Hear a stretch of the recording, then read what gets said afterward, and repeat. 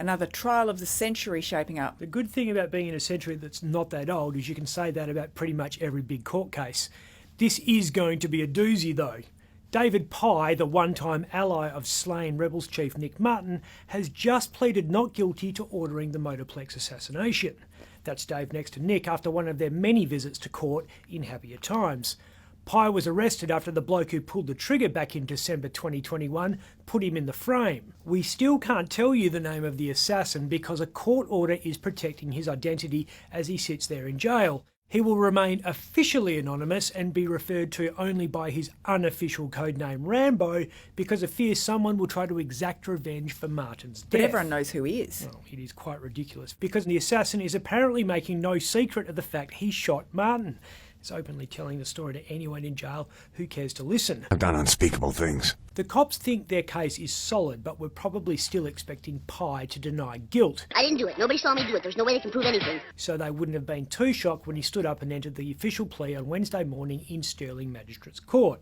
Counsel to Underworld stars Paul Holmes ensured his client also entered a not guilty plea over an alleged murder plot targeting Comanchero in exile, Ray Chili. For the past couple of years, Ray's been surviving on pad thai and red duck curry somewhere in Thailand, where he's been living ever since the cops discovered he was up to no good vis-a-vis the international drug trade. How the hell else was I supposed to earn a living? And as well as the Martin Chili thing, Pye's also just pleaded not guilty to paying Rambo to kill a woman. It's going to be a long time before the trial gets underway because both sides have got a lot of work to do. Detectives used every surveillance device short of a Chinese weather balloon to listen in on Pye's conversations. Oh, okay, hold on.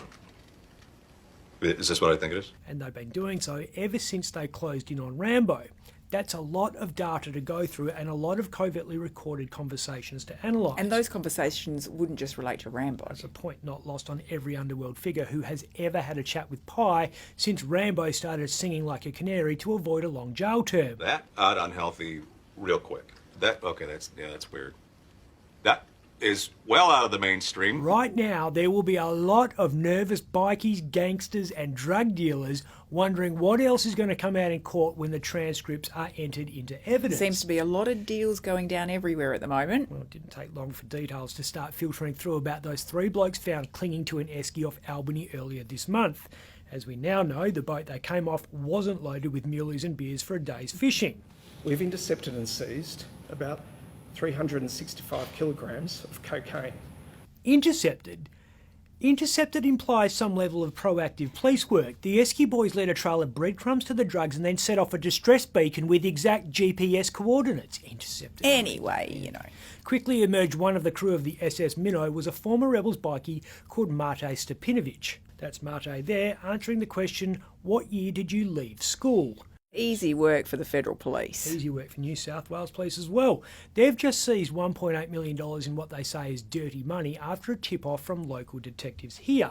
The money was in the east, but the drugs are in the west, allegedly, with local Ds seizing 12 kilos of meth, cocaine, MDMA and cannabis. There's a lot of drugs. Amongst those arrested in Perth was Shivan Arusu Dal, who says he's a producer/DJ. I tell you what, drug detectives must be having a field day. Meanwhile, rank and file cops are dealing with more mundane things like how to stop criminals in high-speed chases. The police union has just ordered its members not to engage in pursuits until rules of engagement are made clear. In good news for car thieves everywhere, our cops will for the foreseeable future be more this. You're speeding, I can see it. No, Miss Daisy, no. We're only doing about 19 miles an hour. And less this. That's because the police hierarchy aren't happy with how a chase was conducted in December. 26 officers have been told they're under investigation after they boxed in a 28-year-old as he allegedly sped down the Kwinana freeway.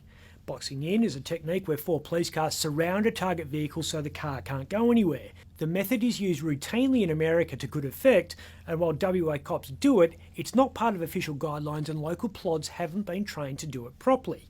Union boss Paul Gale says police have been getting tips from watching TV. Wow. Where'd you learn to drive like that? Grand Theft Auto! Gale says the lack of clarity is dangerous. Perth is f***ing beautiful. I'm Ben Harvey.